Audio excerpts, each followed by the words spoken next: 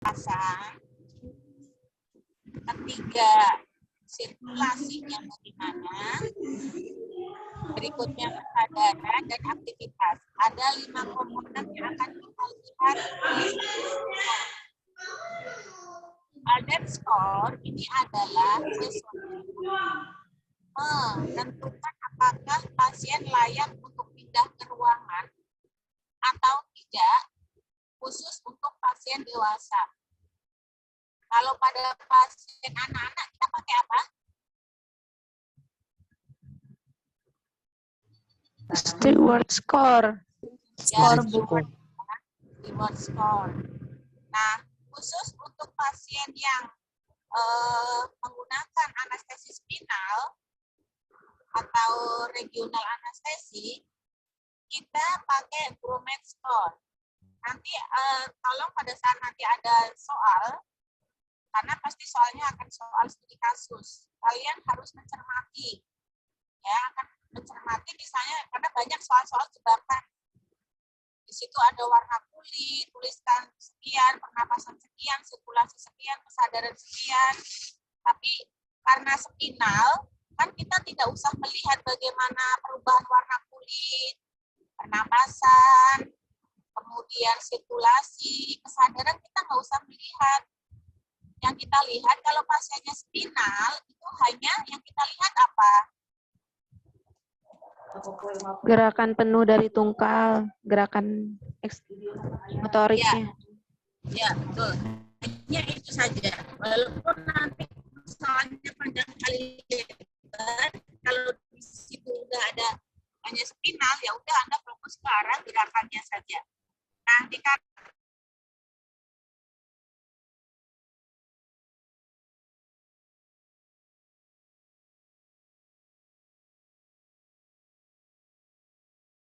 kalau pasien itu boleh Putri kita. Mbak Putri Regita dengar suara Bu Nova? Putri Regita? Ardiansa dengar suara Bu Nova nggak, Ardiansa? Dengar, Bu. Oh, Putri Regita kehilangan sinyal ya nih. Mas Ardiansa, kapan pasien boleh dipindah ke ruang rawat inap, Mas? Kalau skornya berapa?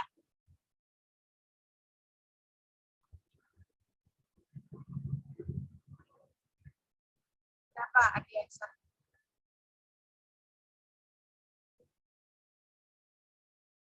Ah, kok diem? Oh, ini sudah semester 3, katanya semester 3. Sudah. Ada yang ingat berapa? Priyanka berapa, Priyanka? Bisa dipindah ke rawat inap kalau berapa skornya, Priyanka? 8. Ya? Lebih dari 8, Bu.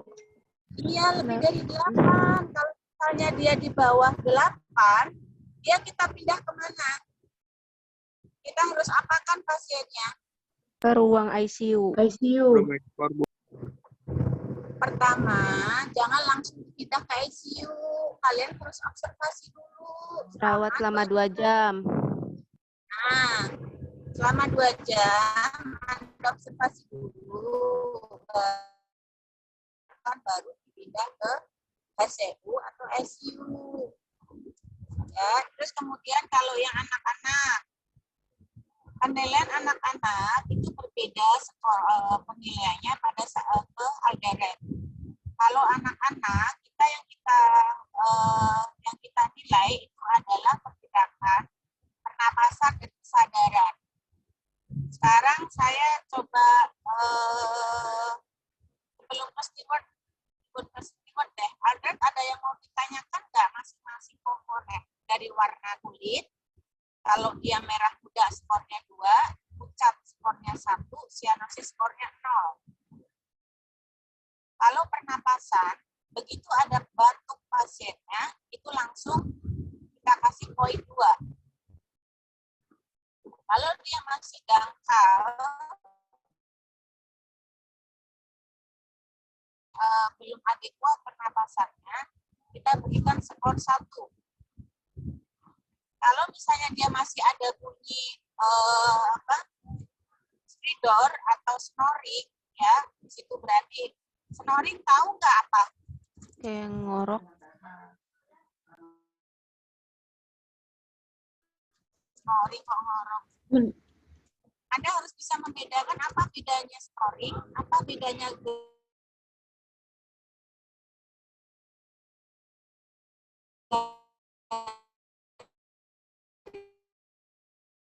Suara serak, Bu. apa bedanya stridor. Suara serak. Snoring.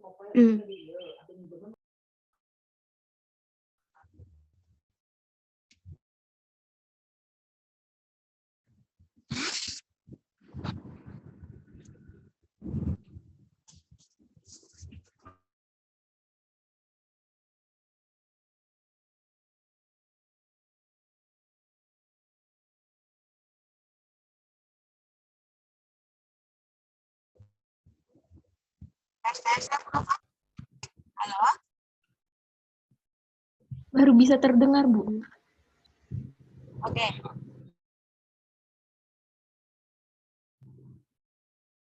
Membedakan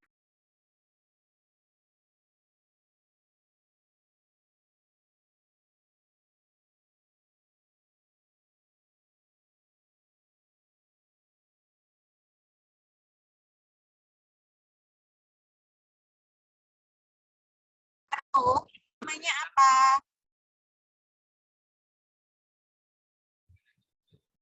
Lidah terjatuh mengakibatkan suara apa? Snoring, ya, dia berarti ada obstruksi. Berarti harus kalian pasang apa? Hah? Intubasi. Salah. Kok intubasi? Enggak, atuh. Nebulizer. Ventilator. Ini Bu pernapasan nebula. Bukan. Oksigen.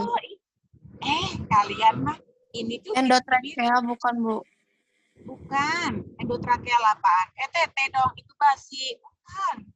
Kalau pasiennya lidah, dia ada obstruksi. Ya, poin yang nomor 2, itu berarti pasiennya mengalami obstruksi. Dia pasti lidahnya terjatuh. Lidah tergigit atau lidah terjatuh itu akan mengakibatkan obstruksi jalan napas yang berdampak pada suara snoring. Kalian harus pasang OPA atau mayo atau kudel, tahu nggak? Oh, Bu. Tahu kudel, mayo atau OPA? Tahu, Bu. Jadi kalau pasiennya itu ada lidahnya tergigit atau dia lidahnya jatuh, bunyi snoring, jangan disuction. Anda harus bisa membedakan antara snoring dengan gargling. Nah, baru kalau ada gargling, secret, dia menyumbat, ya, baru dilakukan suction. Ya, jadi harus bisa membedakan. Ini kompetensi dasar kalian loh. Nanti pasiennya lidahnya terjatuh, kalian suction lagi. Kan gunanya untuk budel atau pemasangan mayo atau OPA itu kan itu, ya, supaya lidah tidak terjatuh. Ya, jadi harus dilakukan pemasangan itu, ya. Nah, sekarang kita akan lihat sirkulasi. Coba saya mau tanya kepada Novaldi, dengar suara Bu Nova nggak, Nak? Novaldi.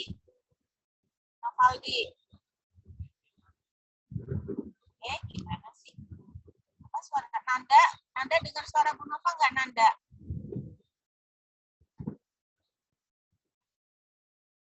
Iqbal, suara dengar Bu Nova nggak?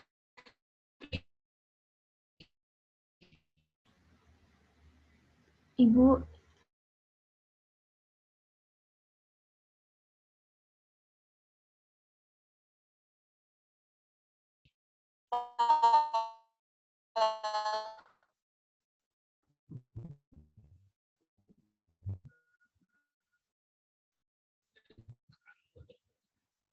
Halo. Maaf, Bu. Suara Ibu terputus, Bu. Sekarang sudah terdengar belum? Sudah, Bu. Sudah, Bu. Saya mau Novaldi. Novaldi dengar suara Bu Nova enggak? Nah,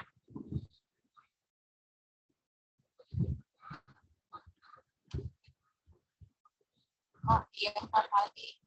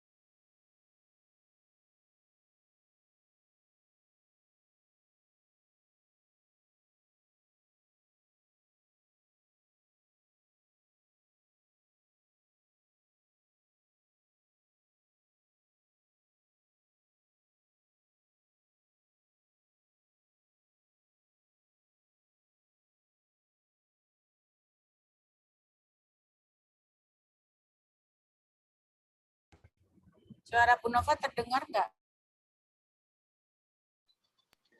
Dengar, Bu. Dengar, Bu. Dengar, Bu.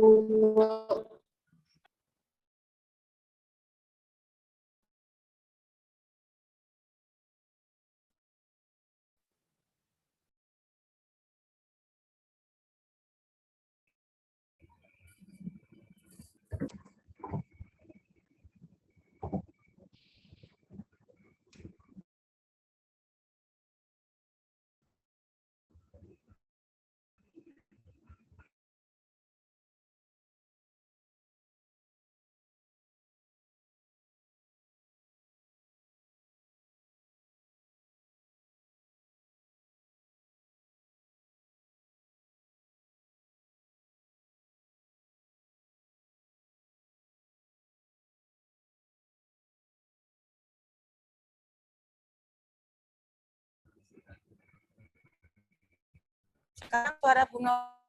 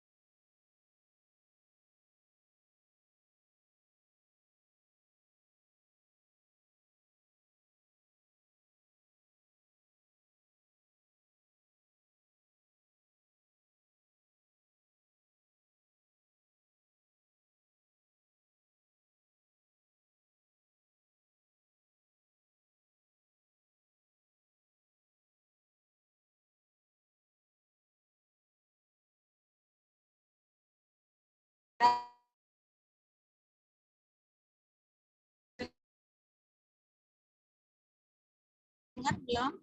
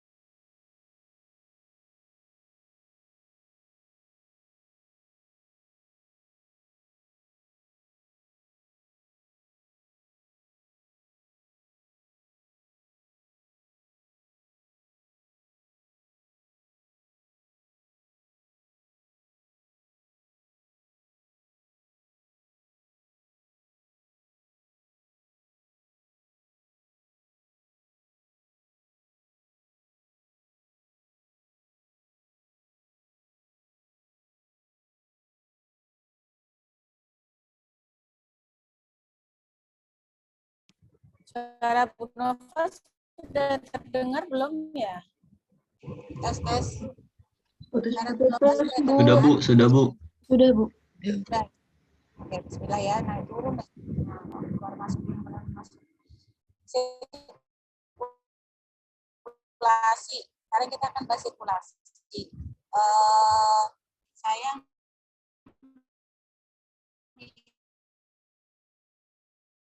Mohon maaf, Ibu, suaranya terputus.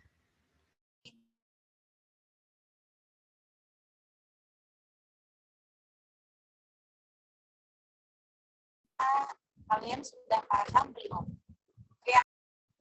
Priyanka, tes tes. Ulang lagi ya.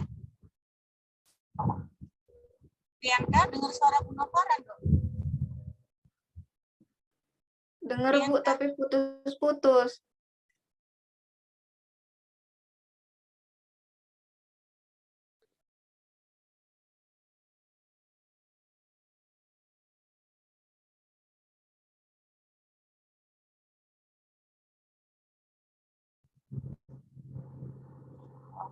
Dulu tunggu sinyal stabil dulu sebentar.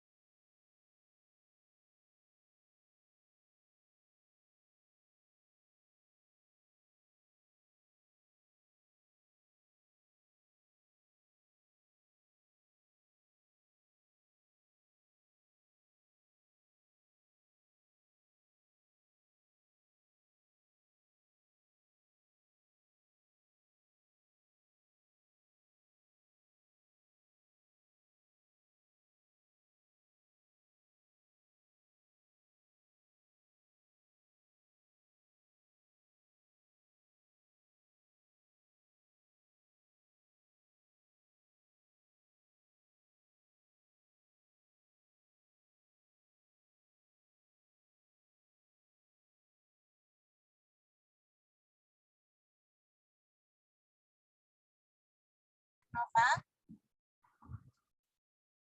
suara Bu Nova sudah terdengar ya? Anissa Sari sudah dengar suara Bu Nova? Sudah, Bu. Udah Oke, tapi putus-putus Bu. Terputus, Bu. Terputus-putus, Bu, suaranya, Bu. Mohon maaf. ya udah lagi di tol. Sudah Bu. Ya, Mbak Anissa. Yang lagi ya. Mbak Anissa. Mbak Anissa, Iya, Bu. suara Bu Nova. Mbak, minta tolong dijelaskan yang Anda pahami terkait dengan sirkulasi poin 2 dan 1 yang bagaimana, Mbak?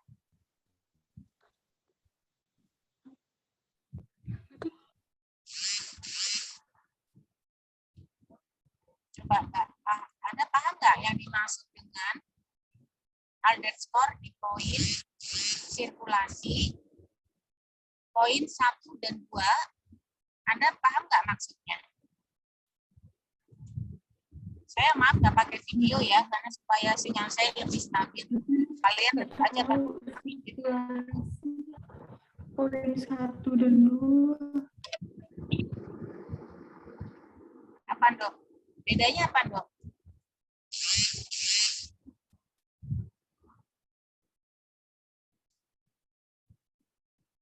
Kamila? Dok, Kamila, bedanya apa antara sirkulasi poin 2 dan poin 1? Kamila dengar suara Bu Nova enggak? Masih di Dengar, mute. Bu. Nah, Dengar, coba Ibu. jelaskan perbedaan antara sirkulasi poin 2 dan 1 apa?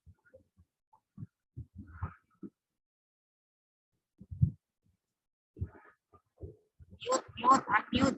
Hey, speakernya. Di unmute.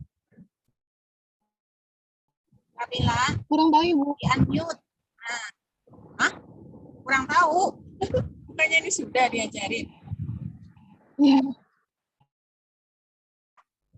Nih ya. Sirkulasi poin 2 itu kan tekanan darah kurang dari 20% dari normal. Artinya adalah misalnya tekanan darah pasien saat sebelum anestesi ya itu misalnya 120/80. Kemudian pasien masuk ke ruang pacu, tekanan darahnya berubah menjadi 90/80. Analisa Anda, tekanan darahnya bagaimana tuh pada pasien tersebut? Dari 120/80 ke 100/80. Berapa tadi? 90 per berapa tadi? 90/80.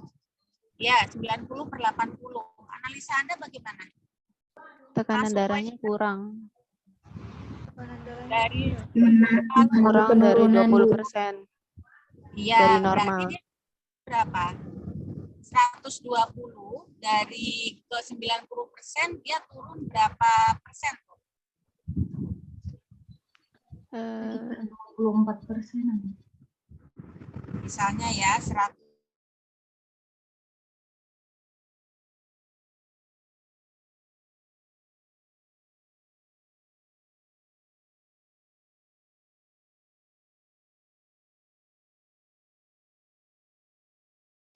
Maksimal 100 karena 20% dari 120 itu kan 24, kita ambillah 20%. Ya, Ambillah kita 20% lah, berarti 20% dari 120 itu adalah turunnya 100. Pada saat dia ternyata tensinya itu drop menjadi 90, berarti dia berada di penurunan 20-50%. Jadi kalian berikan poin 1. Jelas tidak? jelas, Bu. Jelas ya. Bu. Nah, kalau ternyata pasiennya itu ngedrop banget lebih sampai dari 50% dari 120, kok dia tiba-tiba 60, berarti langsung Anda berikan skor 0. Ya, jelas ya. Nah, sekarang ke arah kesadaran. Kesadaran, bedanya poin 2 dan poin 1 apa? Saya mau Apriani, ya Lova. Nah, lo ngalamun. Coba Apriani Dialova, apa bedanya kesadaran poin 2 dan poin 1 tuh?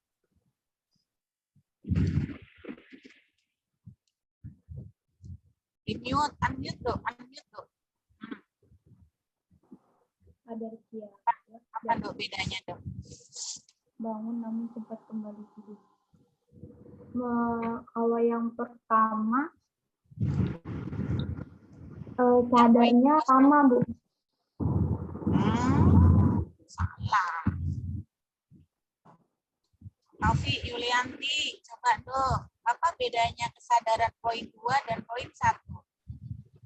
Untuk poin 2 itu sepenuhnya sadar atau sudah bisa diajak berbicara. Untuk bangun untuk yang skor 1 itu masih kurang stabil. Masih Kurang belum stabil. bisa. Atau di situ apa? Jadi belum bisa diajak orientasi atau percakapan gitu. Nova kasih contoh begini ya, misalnya pasien baru pindah dari intraanestesi ke ruang PACU.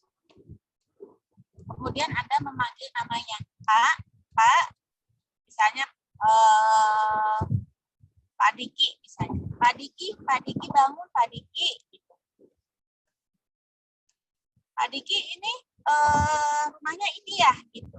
Pak Diki usianya 30 ya, berarti artinya kalau dia bisa menjawab atau dia berorientasi atau sadar terkait dengan pertanyaan kita, itu berarti kalian berikan skor.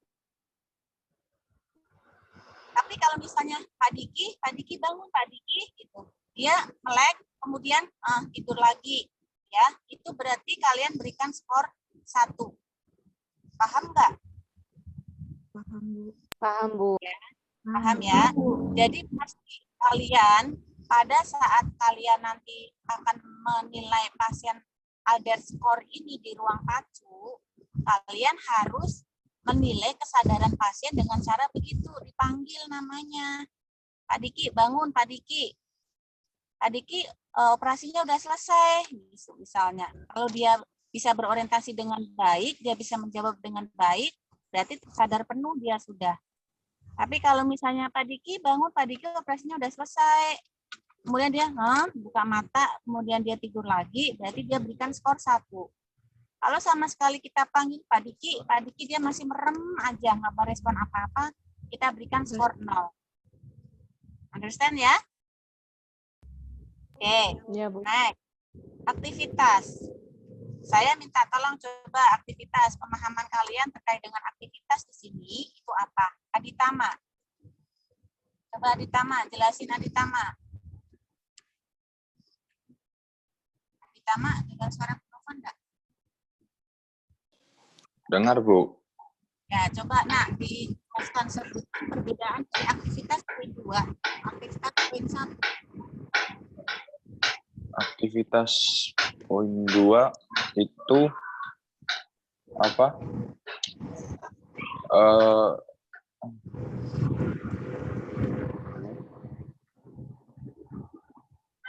Coba digerakkan. Apa? Poin 2 apa ya? Aktivitas. Oh, katanya ini sudah ditanya lagi, kalian lupa, banyak lupanya. Ada yang tahu nggak? Apa coba, Diki bedanya apa? Diki, si Aditama. Jelas kok di situ. Apabila seluruh ekstremitas itu apa, Mas Aditama?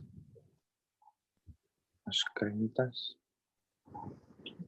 Saya dari tadi ekstremitas jangan-jangan ekstremitas itu apa? Gerakan anggota tubuh. Iya, alat gerak. Ada atas, ada bawah. Ekstremitas atas itu kedua tangan kita, ekstremitas bawah itu kedua kaki. Jadi kalau seluruh aktif ekstremitas itu dapat digerakkan, pasiennya, Pak, coba Pak, jarinya digerakkan tangan kanan, jari kanan Pak, coba digerakkan. Kaki kiri, kaki kanan bisa digerakkan, berarti kalian skornya 2. Kalau misalnya Pak, coba Pak, tangan kanannya, jari tangannya digerakkan. Nggak usah suruh ngangkat. Kalau misalnya memang nggak bisa ngangkat, jari aja minimal. Yang jelas sudah harus ada refleks motorik. Kalau dia hanya bisa menggerakkan 2 ekstremitas aja, berarti berikan poin 1. Kalau sama sekali keempat-empatnya itu nggak berespon, refleksnya berikan poin 0. Jelas nggak Aditama? Jelas, Bu. Nah, sekarang terus kalian akan nilai dari nilai warna tadi skornya berapa, pernapasan skornya berapa, misalnya nih. Nanti akan ada kasus dari Monova di belakang ya. Kemudian sirkulasinya, tekanan darah berapa, kemudian tingkat kesadarannya bagaimana, aktivitas bagaimana kalian jumlahkan. Kalau skornya itu udah lebih dari 8, Anda boleh pindahkan pasien ke ruangan. Ya. Kalau di bawah 8, tunggu dulu, observasi dulu di situ 2 jam pertama, kemudian baru kita lihat observasi berikutnya setiap 15 menit, itu evaluasi kembali. Understand, underscore?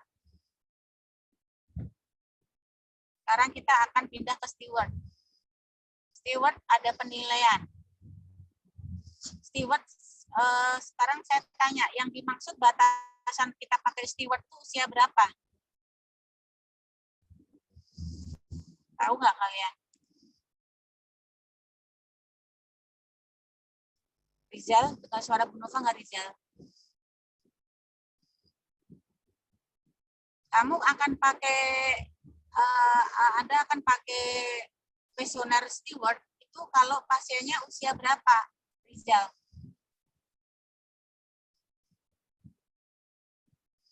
Apa, Bu? Steward kan dipakai untuk anak-anak tuh. Halo, Bu? Anda akan pakai skor pemulihan pasien menggunakan steward itu kalau usianya berapa? 5 sampai 12 tahun. Ya, 5 sampai 12 tahun. Berarti kalau 4 tahun kamu pakai apa? Oh iya. Mulai dari bayi 0 mungkin ya sampai 12. Kenapa 12? Karena biasanya batasannya tuh sampai umur 12 tahun, Bu. Kata siapa itu, teori siapa itu? Kamu dengar kalau anak itu anak-anak sampai usia 12 tahun menurut siapa? Kalau kita mau beracuan pada WHO yang dikatakan anak itu sampai dengan usia 20 tahun. Itu WHO. Tapi biasanya di rumah sakit tidak pakai usia WHO. Ya. Adalah dia acuannya sampai dengan 14 tahun. Itu masih dalam kategori steward. Ya. Nah, untuk steward ini itu ada 3 penilaian, yaitu pergerakan, pernapasan, dan kesadaran.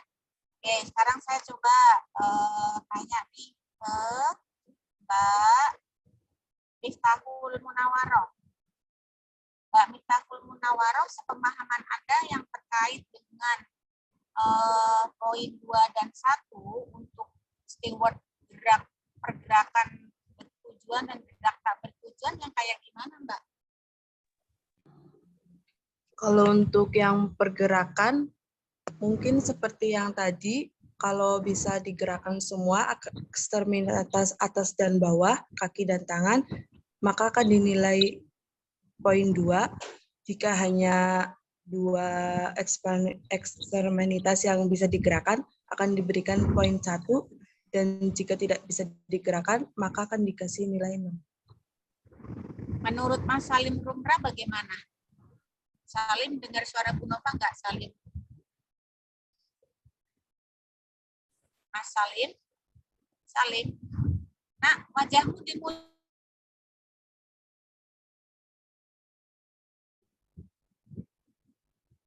Nah, Salim mana ya? Salim kok gelap? Salim Rumrah. Salim, dengar suara Bu Nova nggak? Dengar ya? Di unmute, Nang. Di unmute. Suaranya belum jelas kamu karena masih di mute tuh. Salim, dengar suara Bu Nova nggak? Kok saya nggak bisa mendengar suaramu ya? Iqbal, dengar suara Bu Nova?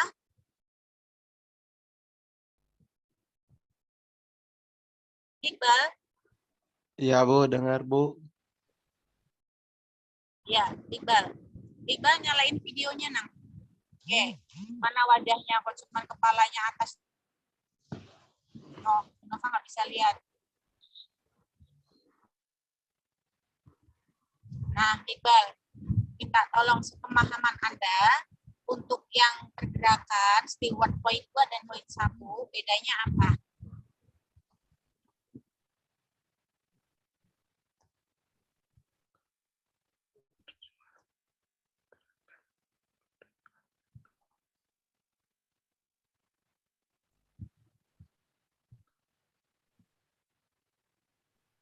Apa, Nang? Iqbal? Apa yang dimaksud gerak bertujuan dan gerakan tidak bertujuan? Kalau misalnya, Adek, coba Dek, tangannya digerakkan, Dek. Dia bisa menggerakkan, menjalankan perintah dari Anda berikan skor 2. Ini berbeda dengan aktivitas yang Albert tadi. Kalau Albert untuk aktivitas, poin 2 itu kalau keempat ekstremitas bisa digerakkan. Poin 1 kalau hanya 2 ekstremitas.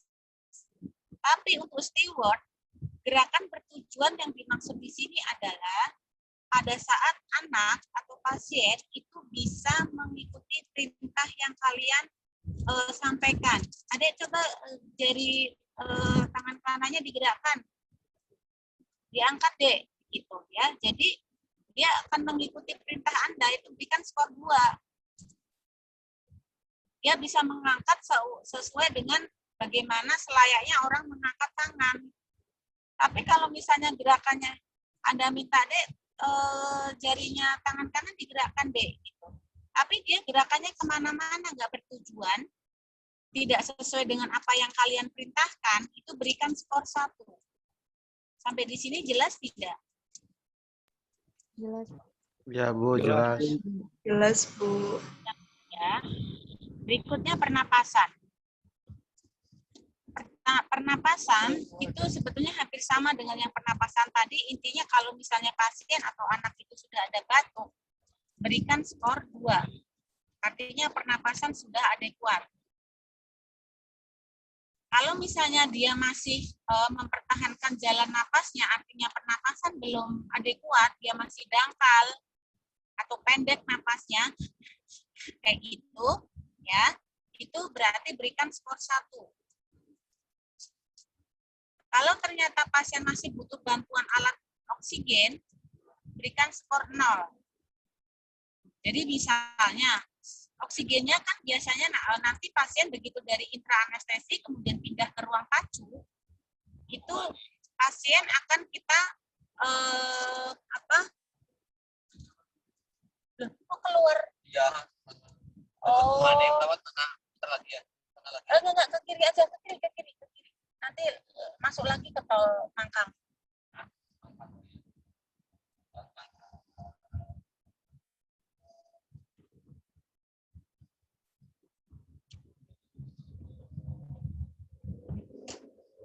Ya, jadi apa tadi nyampe mana? Pernapasan yang misalnya pasien nanti dari fase intraanestesi ke fase pacu, itu pasien kita pindah ke ruang RR, itu pasti pasien nanti akan dipasang manset untuk mengukur tekanan darah, kemudian pulse oximetry atau untuk mengukur berapa saturasi oksigennya, kemudian juga akan kita berikan oksigen, ya, itu nanti pasien sudah terpasang monitor. Nah, pada saat pasien itu kalian lepas oksigennya beberapa menit misalnya setelah pasien dipacu, kalau pasien masih sesak napas, berarti artinya pasien masih perlu bantuan oksigen. Alat bantuan oksigen berarti Anda berikan skor 0. Jelas? Jelas. Nah, penilaian ketiga itu kalau misalnya pasiennya sudah langsung menangis, karena ini pasien anak-anak biasanya begitu dia tersadar dia langsung akan menangis, berikan skor 2. Kalau misalnya dia hanya bereaksi terhadap rangsangan, berikan skor 1. Misalnya begini,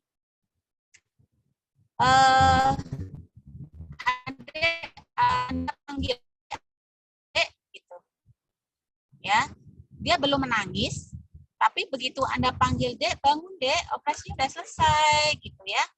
Jadi dia hanya membuka matanya saja, ya, dia hanya skornya 1.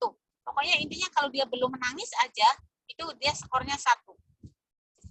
Tapi kalau sama sekali dia tidak bereaksi, dipanggil-panggil dengan suara, dipanggil dengan nyeri, diberikan respon nyeri, dia tidak merespon, berarti kita berikan skor 0. Jelas sampai di sini?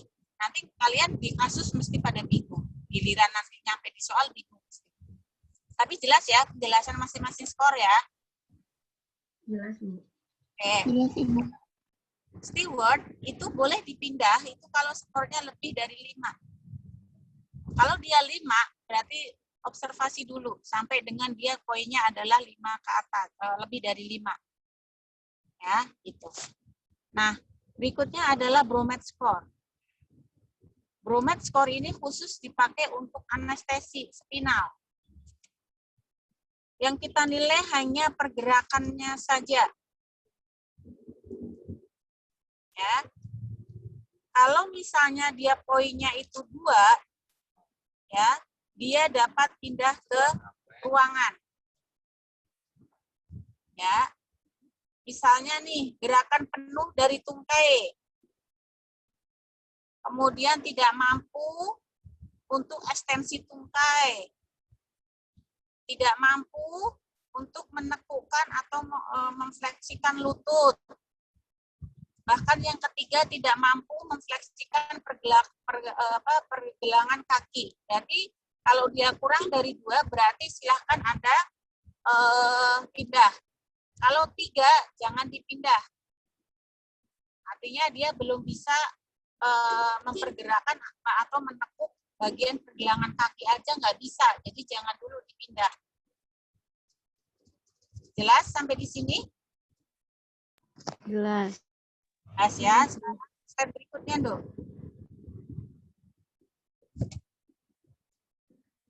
Nah, ini adalah contoh. Ini kenapa dioret-coret-coret?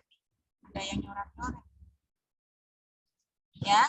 Jadi ini adalah contoh SOP, standar operasional prosedur saat monitoring pasca anestesi. Saat kalian di ruang PACU, ada beberapa standar operasional prosedur yang harus kalian lakukan. Ya, yang pertama apa sih monitoring pasca anestesi itu? Sebentar lagi tolong masuk deh. Sebelah kiri. Monitor pasca anestesi adalah suatu kegiatan pemantauan status fisiologi pasien selama masa pemulihan pasca anestesi. Ya, jadi Anda harus monitor pasien, jangan langsung letakkan di situ, kemudian tanpa Anda observasi, kemudian Anda kembali ke ruang OK. Itu yang biasanya terjadi. Jadi observasi dulu, benar-benar yakinkan bahwa semuanya stabil. Kepatenan jalan napas, kesadarannya, ya, kemudian sirkulasinya, itu Anda pastikan dulu semuanya stabil, ya, dipindah, baru Anda boleh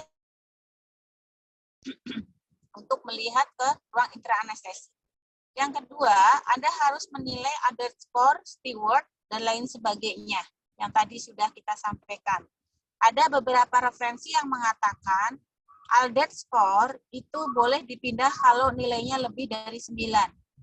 Ada yang mengatakan boleh dipindah lebih dari 8.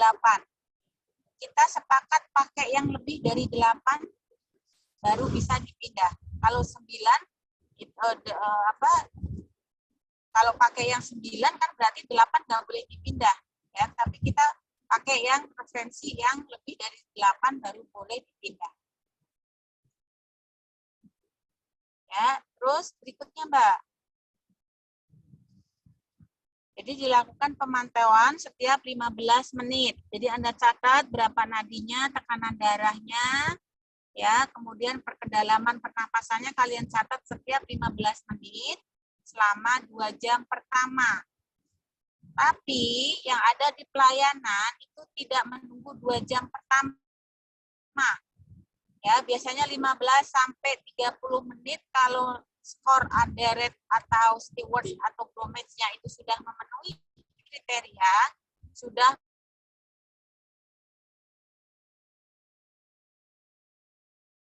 boleh langsung dipindah. Pasien kriteria 1. Kedua, pada kasus-kasus off-gene, ya, pada kasus-kasus operasi atau anestesi off-gene, itu harus kalian cek apakah ada perdarahan atau tidak. Jelas? Nova agak pelan ya, kalian pahami. Kalian cerna. Jangan cuma lewat masuk kuping kanan, keluar kuping kiri. Saya ulangi ya. pada saat dipacu, itu kalian monitor tekanan darahnya, nadinya, pernapasannya, kesadarannya, sirkulasinya bagaimana, itu setiap 15 menit. Ya, setelah 15 menit ke atas, kalian lakukan skor pemulihan pasien dengan menggunakan ADET, steward, atau Bromed sesuai dengan kondisi pasien. Kalau anak-anak pakai steward, dewasa pakai ADET, kalau spinal pakai Bromed. Nah, kemudian setelah itu tidak perlu diobservasi 2 jam pertama. Memang SOP-nya itu biasanya seperti itu. Tapi kalau misalnya selama 30 menit pasiennya sudah memenuhi kriteria, silakan boleh dipindah. Karena kalau semuanya pasien 2 jam diobservasi di ruang pacu, penuh ruang pacunya. Karena di intra-anestesi kan harus antri untuk dari fase intra-anestesi ke pasca anestesi. Ya, jadi kalau sudah ada kriteria untuk berpindah, silahkan dipindah. Untuk khusus kasus off-gene, misalnya sesar,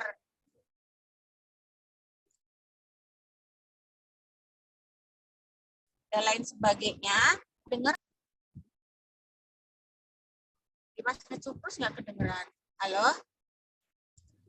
Kedengeran nggak suara? Ya, Bu. Baru kedengeran, Bu. Terdengar, Bu. Baru kedengeran, Nova dari tadi panjang kali lebar sih. Kalian mendengarkannya dari mana sampai mana nih? Pas sesarnya nggak kedengeran, Bu. Pas macam-macam operasi off-gene-nya. Oh iya. Kalau pasien khusus off-gene, ya berbeda kasusnya pada anestesi yang lain. Karena kasus-kasus off-gene itu akan resiko terjadi perdarahan. Jadi, kalian tetap monitor setiap 15 menit, kalian monitor. Kalau misalnya dia terjadi perdarahan 500 cc lebih, berarti jangan dipindah dulu meskipun kriteria Albert score-nya, Bromed-nya, atau kalau kasus anak-anak off-gene kan jarang ya, berarti dewasa. Ya, ADET sama Bromed-nya itu sudah memenuhi kriteria.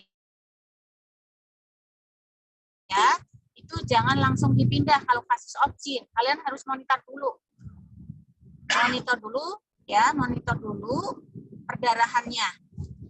Ada tidak? Kalau misalnya dia ada 500 cc, jadi 500 cc itu patokannya apa? Patokannya itu apa sih namanya ya? Kayak pembalut tapi yang besar, namanya apa? Bu Nova agak lupa. Masih di sini ada kok. Coba next, Mbak. Slide berikutnya, Mbak. Slide berikutnya. Oke. Namanya apa ya? Biasanya kan ada yang tahu nggak ya namanya apa ya? Jadi kalau pasien-pasien operasi sesar kayak gitu ya. Terus Mbak. Habis operasi sesar itu pasti pasien akan dipasang ini jarik lah apa bukan apa. Underpad, Bu. Iya, underpad. Pinter, underpad. Ya, dipasang underpad. Nah, underpad itu kalau misalnya dia penuh 2, dia terpakai, itu berarti dia kategori sudah lebih dari 500 cc. Walaupun dia sudah memenuhi kriteria, berarti harus tetap berada di situ sampai dengan 2 jam pertama. Understand? Ya, berbeda ya dengan yang operasi lainnya. Oke, next, Mbak. Berikutnya, Mbak.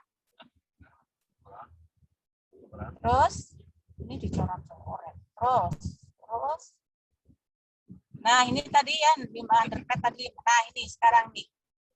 Sekarang kita akan berbicara modifikasi PADSS. PADSS adalah pasca anestesia discharge scoring system. Pasca anestesia chart scoring system. Ini ada 5 kriteria yang akan kita nilai ke pasien. Yang pertama, berapa atau bagaimana kondisi tanda vital pasien seperti tekanan darah, denyut nadi, frekuensi napas, suhu. Kedengeran suara Bu Nova? Kedengeran, Bu. Dengar, Bu. Yang kedua adalah bagaimana ambulasinya. Yang ketiga, bagaimana apakah pasien ada mual muntah.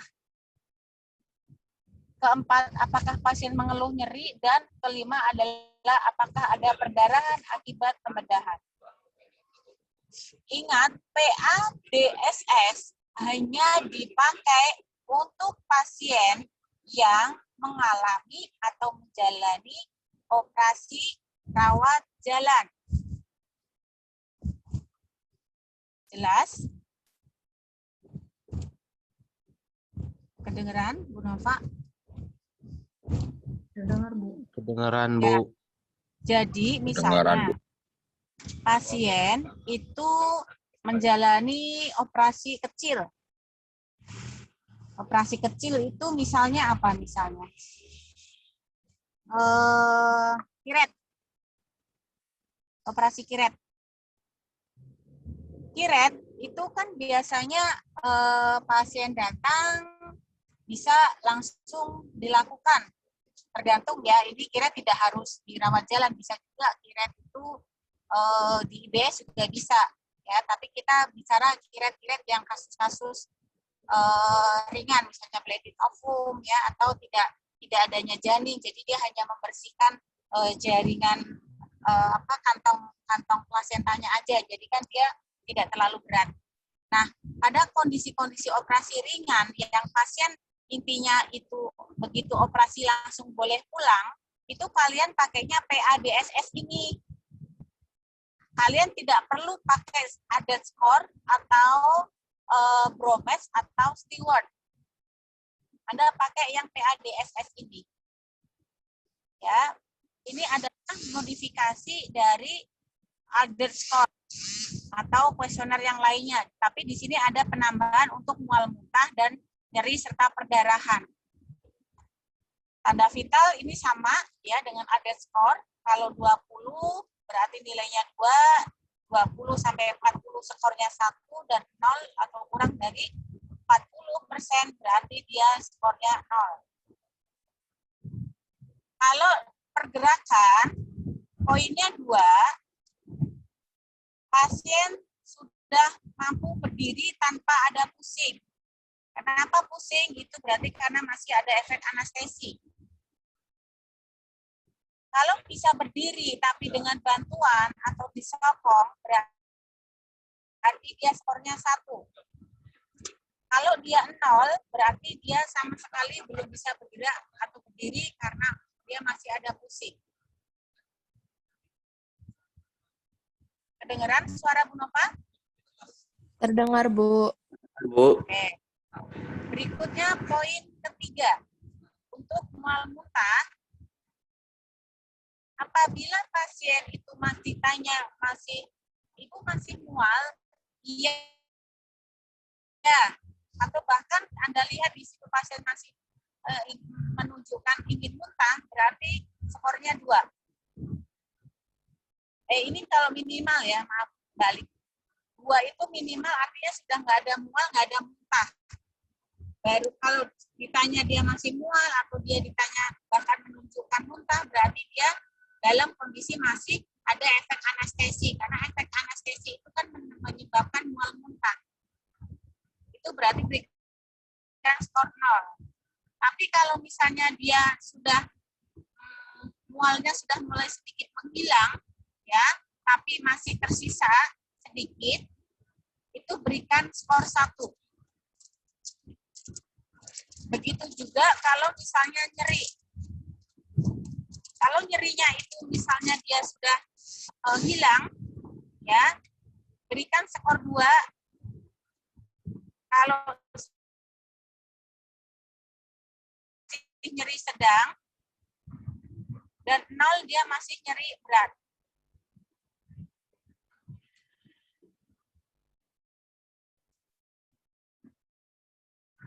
Terus kemudian untuk yang perdarahan, ya, untuk perdarahan di sini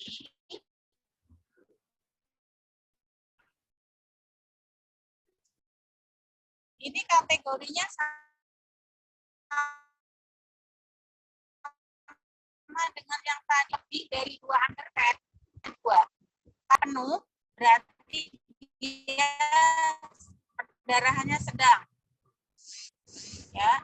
Tapi kalau misalnya dia sudah bahkan perdarahannya sedikit, 1 underpad aja nggak ada perdarahannya, berarti berikan skor 2. Ingat, PADSS ini hanya dipakai untuk pasien yang hanya mengalami operasi ringan atau operasi yang rawat jalan. Slide berikutnya, Mbak.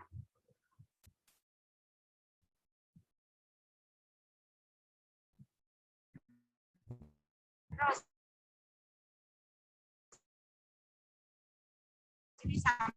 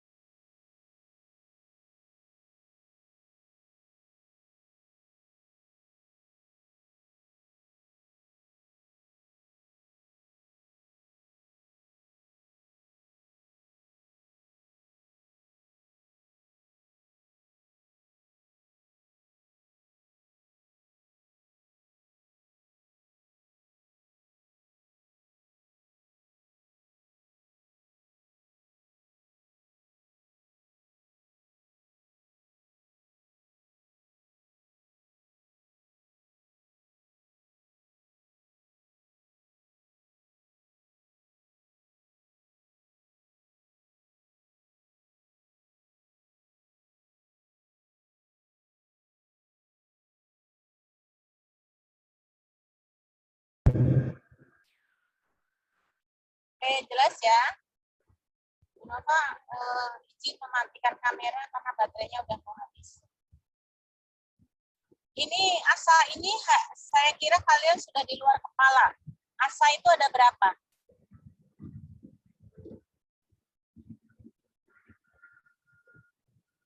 Asa ada berapa, Mbak Nabila? Nabila, dengar suara Bu Nova? Ya, asa itu ada berapa? 5, Bu. 5 apa 6? 6, Bu. 6, ya. Kategori asa E itu kalau kondisinya pasien emergensi. Jadi misalnya asa 1 itu yang kayak gimana? Di situ sudah ada contohnya asa 1. Ini udah di luar kepala ya, di luar kepala harusnya kalian ya, udah nggak tanya lagi bedanya antara asa 1, 2, dan 3. Ini sambil merem aja kalian harusnya bisa. Yang dikatakan pasien asa 1 atau pasien sehat itu adalah dia tidak merokok, ya, tidak pernah mengkonsumsi alkohol, dia sehat. Pasien yang akan dilakukan anestesi dengan kondisi yang seperti itu, makanya kalau pasien kalian itu mau melakukan anamnesis atau pengkajian pra-anestesi, kalian harus lihat pasiennya merokok atau tidak, mengkonsumsi alkohol atau tidak. Kalau pasiennya tidak ada penyakit lain, dia memang sehat-sehat saja dan dia tidak merokok, berarti dia asa 1. Kalau asa 2 itu dengan gangguan sistemik ringan. Ya, dia merokok saja itu sudah masuk ke asa 2. Sekarang saya tanya, kenapa merokok itu akan mempengaruhi obat anestesi?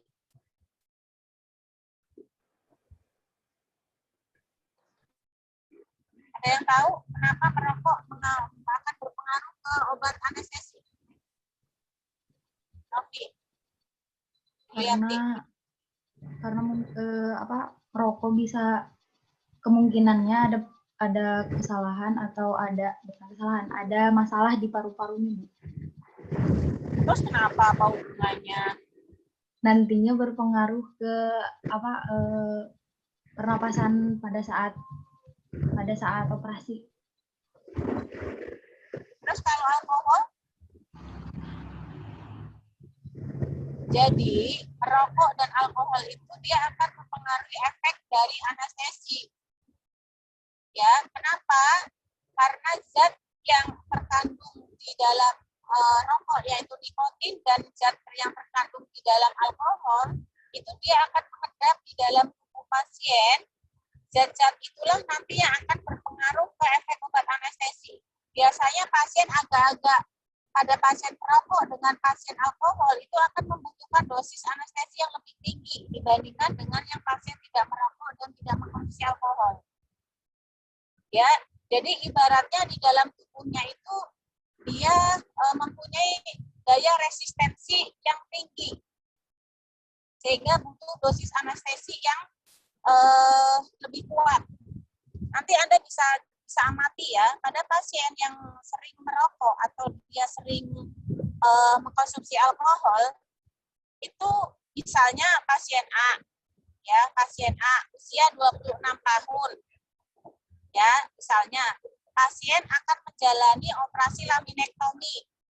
Laminektomi itu operasi lumbal, ya.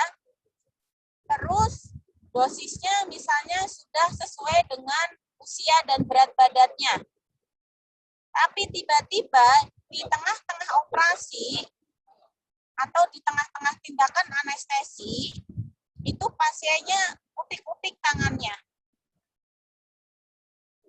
Itu bisa terjadi nggak pasien terbangun saat intraanestesi? Bisa, Bu. Memungkinkan nggak? Bisa. Sangat memungkinkan. Nah, itu artinya adalah makanya kalian pentingnya pengkajian saat pra-anestesi itu adalah itu. Karena orang-orang yang dengan perokok atau mengkonsumsi alkohol, itu dia akan membutuhkan dosis yang sedikit lebih tinggi dibandingkan yang dengan yang tidak. Ya, karena daya resistensinya dia lebih kuat. Jadi dosis harus dinaikkan. Nah, pada ASA 3 kalian sudah paham ya, dia ada gangguan sistemik berat, contohnya DMDM yang tidak terkontrol. Ya, apapun asma yang tidak terkontrol dan lain sebagainya itu masuk ke ASA 3. Berikutnya, Mbak. ASA 5. Ya, ASA 5. Pasien dengan sakit berat dan kemungkinan tidak selamat tanpa operasi. Ya, jadi misalnya ini suatu keadaan-keadaan yang misalnya sudah parah banget pasiennya ya, yang harus tetap dilaksanakan operasi. Kalau tidak dilaksanakan,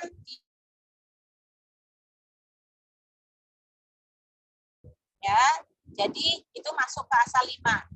ASA 6 adalah pasien dengan mati batang otak atau brain dead.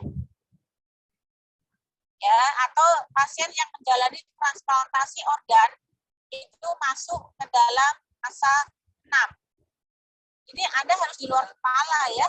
Di luar kepala itu artinya jangan Anda nggak paham dan nggak hafal, tapi di luar kepala itu artinya kalian sambil merem aja udah bisa mengidentifikasi dia ASA berapa.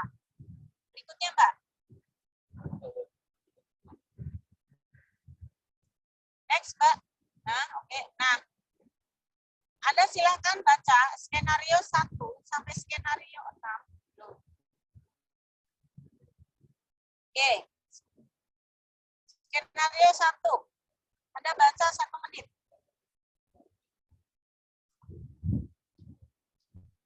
Masuk ke ASA berapa?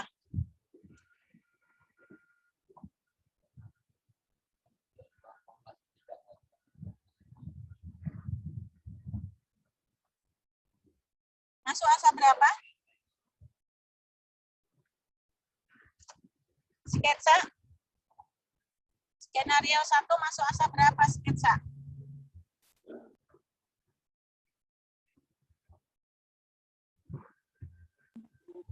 Asa 1, Bu.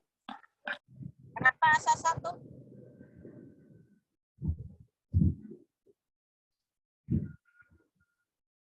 Kenapa asa 1?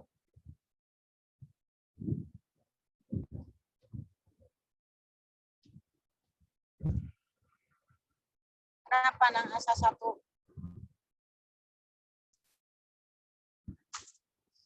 Sketsa, dengar suara Bu Nova nggak? Dengar, Bu. Ya, kenapa asa 1?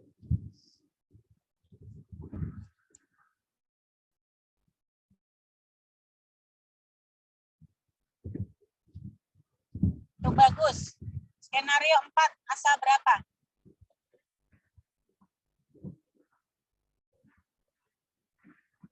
Anissa Sari, kamu skenario 3, asa berapa? Firda Nugrahani, kamu skenario 2, asa berapa? Silakan Anda baca 1 menit, tentukan dia asa berapa.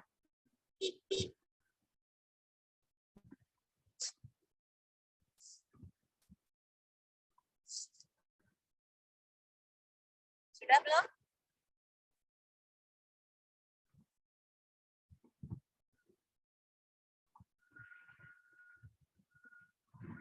Sudahkah? Bagus. Skenario 4 asa berapa, Nang? Asa 3, Bu. Kenapa asa 3? Apa yang menjadikan landasan Anda berpikir skenario 4 masuk ke asa 3?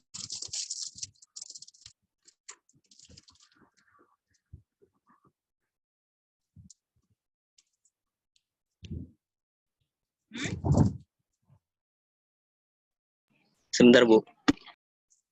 Ada pendapat lain? Tuh, dicoret-coret. Kalian dicoret-coret. Pasien laki-laki 40 tahun terdiagnosis dengan perdarahan subarachnoid.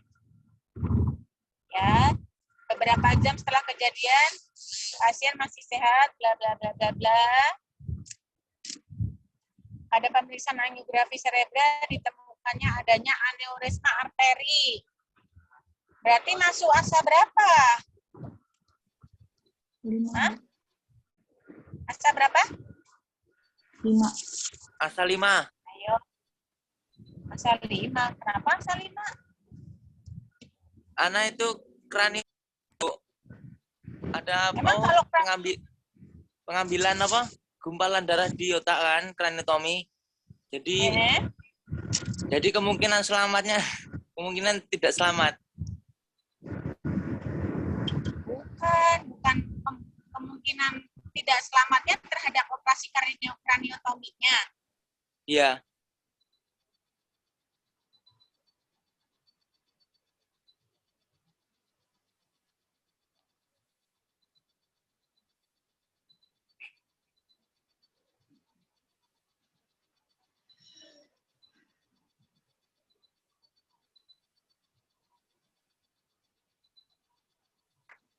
Asa 5 itu adalah apabila asa 5 itu kan pada kondisi yang apabila pasien itu tidak dilakukan operasi, dia hidupnya angka harapan hidupnya kecil. Iya. Kalau kraniotomi mah enggak, dia GCS-nya juga dia masih 15 tuh di kasus itu.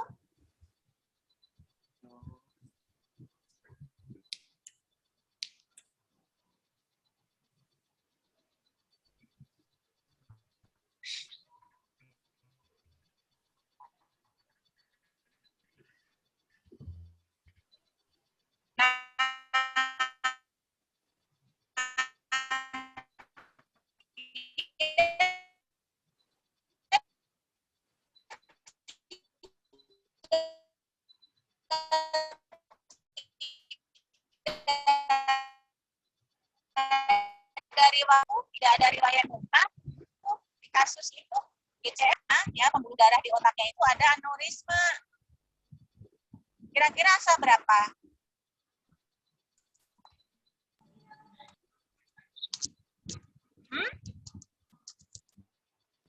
Asa 2, Bu. Asa berapa ada yang tahu? Hah, kok malah asa 2? Asa 2 mah? Asa 4, Bu. Asa 2 orang Asa adanya. 4, asa 4. Bu.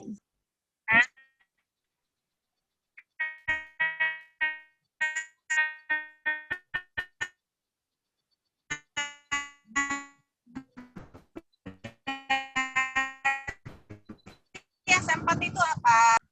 Sistemik apa asa 4? Berat kan? Yang mengancam jiwa. Iya, yang berat itu kan intinya yang mengancam jiwa, ya kan? Iya. Aneurisma itu kan adanya sumbatan di pembuluh darah arteri di otak kan, ini dia masalahnya ya kan mengancam jiwa. Kemudian skenario 3 dia asa berapa? Tadi Mbak siapa yang dapat skenario 3? Saya, Bu. Ya, Mbak asa berapa Mbak? Asa 3. Kenapa asa 3? Karena di sini dia ada keterbatasan fungsionalnya, Bu. Soalnya dijelaskan adanya retraksi otot dan ada keluhan kalau misalnya dia berjalan, Bu.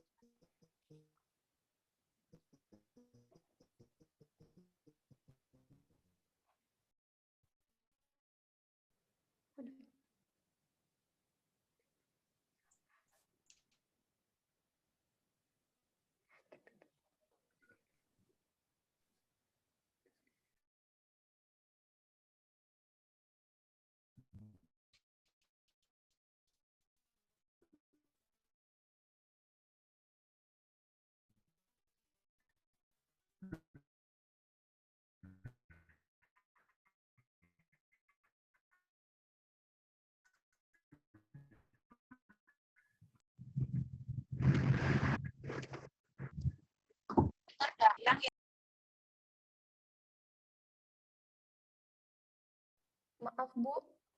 Suaranya nggak kedengeran. Ibu mohon maaf, suaranya terputus, Bu.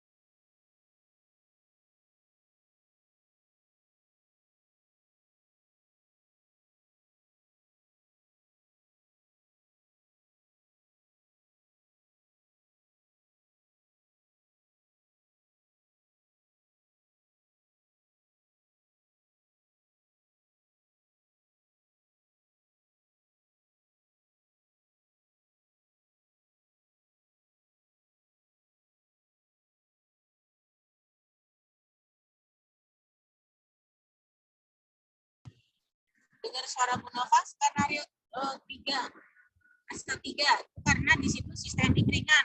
Yang mengatakan bahwa dia sistemik ringan yang mana?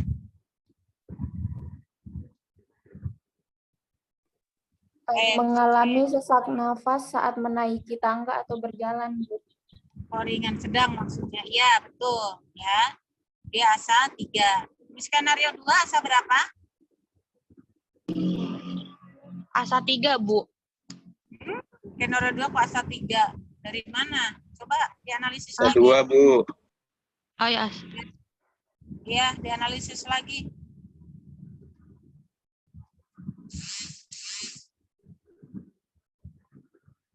Ini sistemiknya apa berarti skenario 2 itu? Kan dia dengan DM tipe 1 tuh. DM tipe 1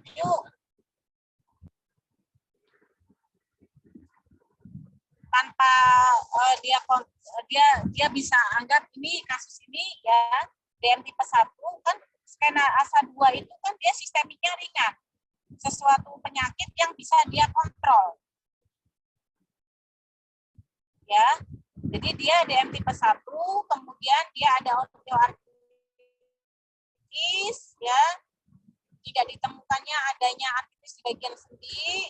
Jadi ini adalah masuk ke dalam ASA 2 karena dia masih bisa mengontrol penyakitnya. Nanti Anda cek and recheck lagi ya asa kayak begitu. Ini nanti biasanya mahasiswa kalau udah masuk ke dalam soal biasanya bingung. Makanya kalian harus banyak latihan soal. Mbak, next Mbak. Slide berikutnya Mbak. Nah, ini kriteria pemulangan, ya, kriteria pemulangan, kesimpulan, kriteria pemulangan. 1, pasien sudah tersadar dan berorientasi pada waktu dan tempat. Vital selnya sudah stabil, nyeri sudah terkontrol, mual muntah juga sudah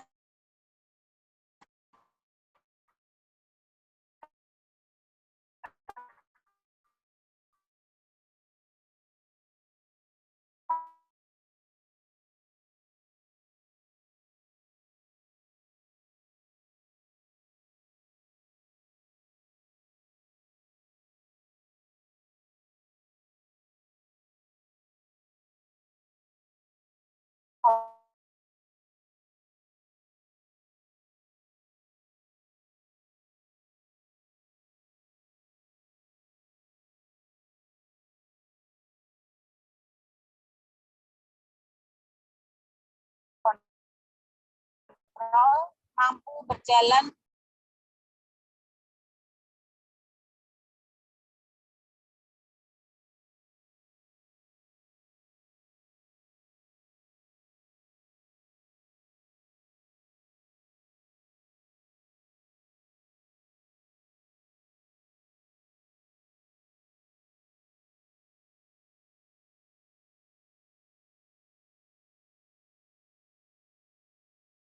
Ibu, mohon maaf, suaranya terputus lagi, Bu.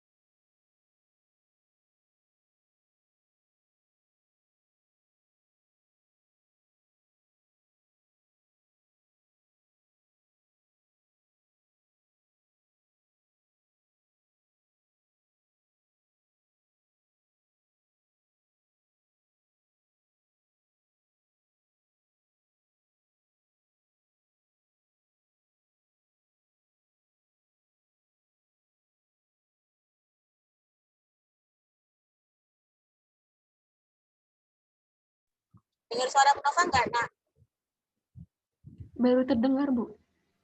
kedengeran? Putus, Oke. Bu. Terdengar, Bu. Sekarang latihan kasus slide terakhir, Mbak. Slide kedua dari yang terakhir. Nah, ini. Oke. Kita akan menentukan berapa skor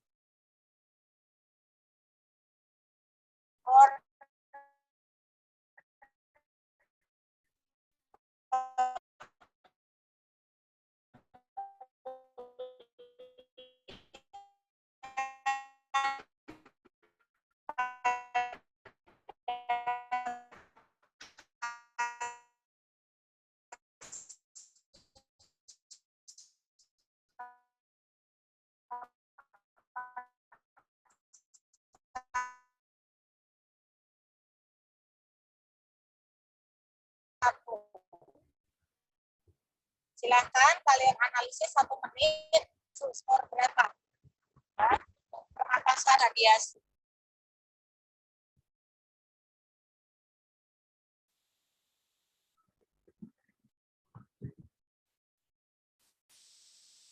Riki Hidayatullah, dengar suara Bu Nova nggak, Riki?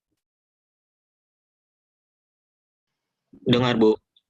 Ya, menurut Anda soal nomor 1, skor pemulihannya berapa?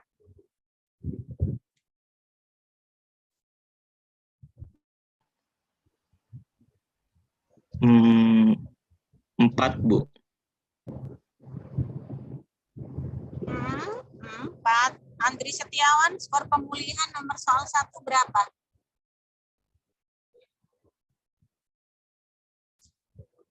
Baterai Bu Nova udah mau habis. 2. Alah. Nih ya, kalian dengerin ya. 3, Bu. Nih. Pasien bangun saat dipanggil. Berarti dia poin berapa? 1. 2. Bangun saat dipanggil kok 1? 2, Bu. 2 toh? 2. Mampu menemukan 2 ekstremitas skornya. 2 ekstremitas 1. dan skor 1. tekanan darahnya berapa?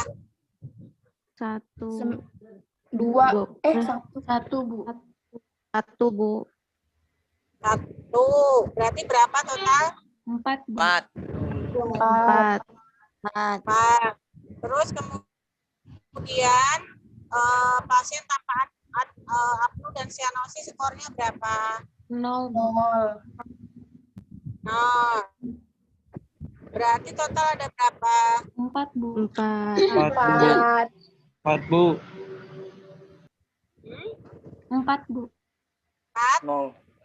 1 ditambah 1, 2 ditambah saat bangun. Ini untuk bangun pada saat dipanggil itu memang pada kasus ini tidak terlalu jelas ya. Bangun saat dipanggil itu apakah dia terbangun spontan atau dia tidur lagi, itu memang tidak jelas. Tapi yang bisa Anda analisis di sini pada saat ada kasus seperti ini bangun saat dipanggil, kalian akan condong memilih 2 atau condong memilih 1. Karena kalau di aggregate skor itu poin 2 yang bagaimana? Yang bisa berorientasi dan siaga. Ya. Kalau yang poin 1 yang tidur kembali. Ya.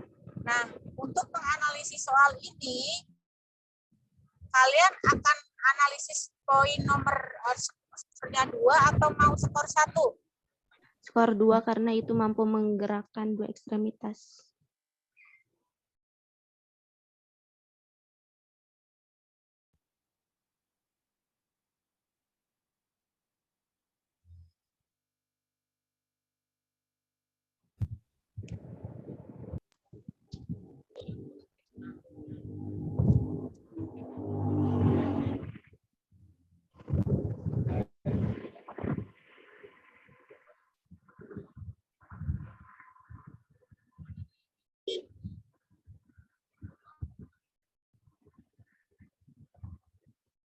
Dua atau 1? Sepertinya 1 deh, Bu. Soalnya ada Kenapa? ini tampak apne dan sianosis. Ya, betul. Peter, Mas siapa tadi? Rizal, Bu. Rizal. Jadi nanti akan ada beberapa soal-soal jebakan. Ini sebetulnya kalian nanti akan berlatih ke soal uji kompetensi. Soal uji kompetensi kalian nanti pada saat kalian lulus, soalnya akan kayak begini nih. Ya, soalnya akan kayak begini. Jadi semuanya, hampir semua soal itu jebakan. Jadi butuh critical thinking kalian. Kalau pasiennya itu dia apnu atau di sini ada sianosis, kalau misalnya pasiennya itu bangun saat dipanggil, dia bisa berorientasi kira-kira mungkin atau tidak?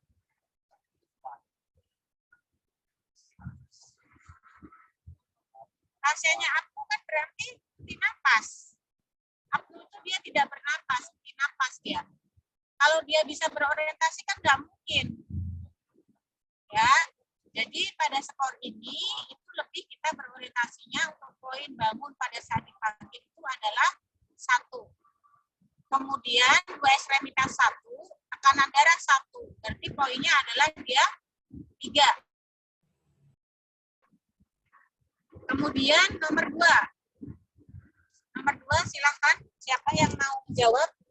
Agak cepat gerakannya ya. 10. 10, Bu. 10. Karena Pasien tersadar pasien penuh. sudah penuh. 2. 2, Bu. Mampu gerakan ekspektasi 2. 2. Mampu bernapas dalam juga 2, Bu. Dan pernafasannya dalam 2. Tekanan darahnya kurang lebih 20% dari pre-anestesi 2.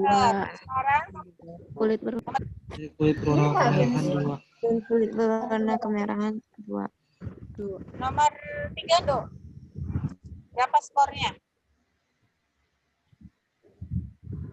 Seorang perempuan usia 40 tahun, bla bla bla bla, skor pemulihannya berapa?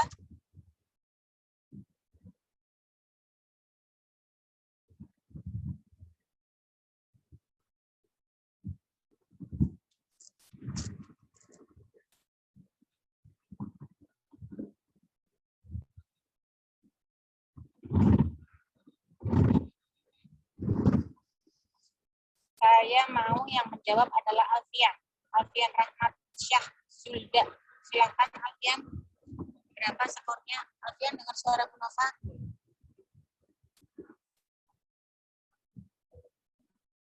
Alfian. Nah, tes. Dengar, Bu. Berapa skornya, Nang? Soal nomor 3, Nang.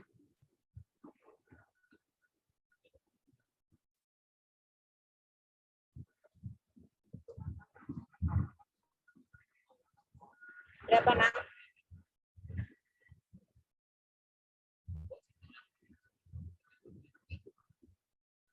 Yuni Hatati, berapa Yuni? Skornya Yuni? 14 kan, Bu? Hah? 14. 8, Bu. Nah, maksimal skornya 2, ada 5 komponen kok bisa 14 sih, Yuni? Yun? Skor maksimal ada, skor itu berapa sih? 8, Bu. 8, Bu. Skor maksimal, sayang. 10, Bu. Tuh, karena ada 5 penilaian, masing-masing skor paling tinggi 2 kali 5, 10. Nggak ada yang namanya skor Albert itu lebih dari 10 mah nggak ada. Mbak Yuni mah mimpi pagi-pagi mah. Berapa skornya? Nomor 2. Nomor 3. Soal nomor 3. 8, Bu. 8 ya. Kita analisis satu-satu ya. Nih, pertama, tekanan darahnya 120/80. Kalian anggap tekanan darahnya skornya berapa? 2. 2, Bu. 2, karena kita anggap tidak ada Normal. tidak ada penurunan tekanan darah. Ya. Oke, kemudian napas spontan berarti berapa? 1. Napas 2, Bu. spontan 2, Bu. 1. Tapi kalau skor napasannya 1 itu kalau gimana? Kalau Pernapasannya kayak gimana? Cepat berarti ya? dangkal tapi adekuat, Bu. Iya, dangkal. Dia itu masih ada dangkal itu kan pasien. Nah, kayak gitu loh. Tapi kalau kita pernapasannya dalam, pernapasan kita biasa itu pernapasan dalam. Nah, karena dia sudah spontan, berarti skornya berapa? 2, Bu. 2. 2. Kesadaran somnolen berapa? 2. Kalian mah somnolen itu apa? Kok kalian berikan skor 2? Skor 1, Bu. 1, Bu, 1. 1, kenapa 1? Setengah sadar pasien. Karena kesadarannya menurun. Tidak sadar sepenuhnya. Ya, somnolen itu Belum sadar sepenuhnya. Ya, somnolen itu kayak begini loh. Pak, bangun Pak. Gitu. Kita manggil nama pasien, terus pasiennya melek. Oh, ya, gitu. Terus dia tidur lagi. Nah, itu somnolen. Kesadarannya belum penuh. Ya, jadi dia masih 1. Berarti berapa sudah skornya? 5, Bu. 2, 1, 5. Sekarang kedua kaki dan tangan bisa digerakkan. Berarti skor berapa? 2, Bu. 2. 2. Berarti udah berapa? 7. 7, Bu. Ya, 7. Terus kemudian apa lagi yang kita nilai? Tidak ada tanda-tanda maupun ikteterik. Nah, berarti berapa skornya? 2, Bu. 2. 2, Bu. 2. Tambah 2 berapa? 9. 9. Nah, berarti 9. Berarti pasien boleh pindah nggak? Boleh. Pindah ke ruangan. Boleh. Boleh, Bu. Boleh, Bu. Jelas? Jelas. Sekarang soal Jelas. nomor 4, kalian analisa. Sesuai baterai penumpang tinggal 20%. Firda, Fir, berapa skornya soal nomor 4, Fir?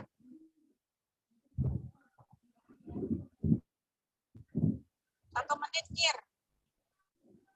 Nanti tuh kalian ngerjain soal UKOM tuh satu soal 1 menit loh. Kalian harus terbiasa. Cara baca soalnya itu baca dulu pertanyaannya baru soalnya. Ini kenapa kayak gini? Ini slide-nya. Berapa soal nomor 4? Firda, skornya? Bentar, Bu. Sebentar. Firda. Ya Allah.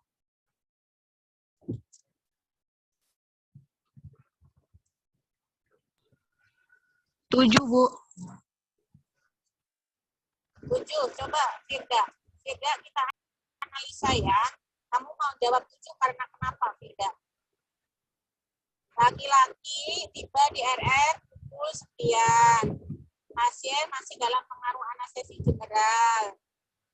Nah, kulit merah Anda berikan skor berapa, Firda? Kulit merah. 2, Bu. 2. Pernapasan dangkal kamu berikan skor berapa, Firda? 1. 1. Tekanan darah turun 25 mmHg, kamu berikan skor berapa? 1. 1. Berarti tadi sudah berapa? 2 tambah 1 sudah 4. Ya kan? 4, ya. Terus kemudian pasien dapat dibangunkan tetapi sudah tertidur lagi. Berapa skornya? 1. Berapa? Jadi berapa tadi? 5. 5. Terus 2 ekstremitas dapat digerakkan. Anda berikan skor berapa? 1 jadi 6. Berapa totalnya? 6. Kenapa kamu jawab? Tadi itu yang atas Ibu yang belum sadar itu, belum sadar penuh, yang pasien masih dalam pengaruh anestesi, belum sadar. Oh, salah menilai di situ ya? Iya. Ya, hati-hati ya. Nanti kan soalnya itu, misalnya A, B, C, D, E. Nomor A pilihannya adalah nanti akan 4, 5, 6, 7. 4, 5, 6, 7, 8. Jadi kalau Anda salah menghitung satu aja, Anda udah salah jawab. Jadi hati-hati ya. Sekarang nomor 5. Nomor 5, saya mau yang menjawab adalah Panji Wicaksono. Silakan Panji. Panji, dengar suara Bu Nova Iya, iya nggak? Bu, ya Bu. Nah, sok, jawab. 7 Bu. Nomor 5, Panji. Berapa? Baiklah, 7. kita analisis ya. Kamu bisa bilang 7. Belum sadar, kamu berikan poin berapa? Loh, belum sadar dinilai ya Bu ya? Belum sadar. Eyalah, kamu mah.